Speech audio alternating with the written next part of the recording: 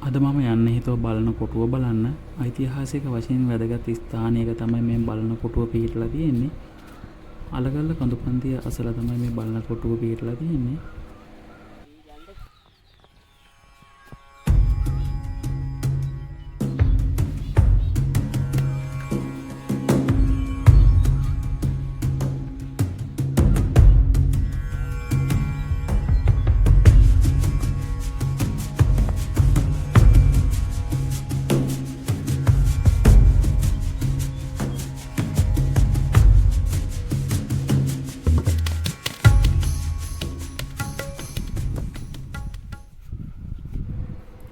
ඉතිහාස වාර්තානුව මේ බලනකොටුව ඉදිකලේ මොන අවුරුද්දද කියලා හරියටම පැහැදිලි නෑ.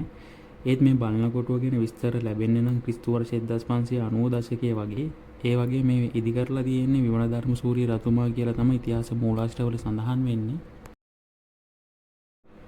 පෘතුගීසි හමුදාව ක්‍රිස්තු වර්ෂ 1594 දී හා ක්‍රිස්තු වර්ෂ 1603 දී උඩරට රාජධානිය අල්ලා ගන්න උත්සාහ කරත් ඔවුන්ට මේ බලනකොටුව හරහා යාමට ඔවුන්ට අපහසු වුණා.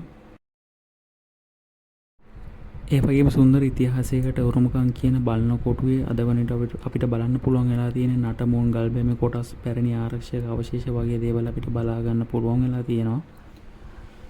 ඔයාලට යන්න පුළුවන්කමක් තියෙනවා නම් ඓතිහාසික වශයෙන් වැදගත් බලන කොටුව බලන්න යන්න.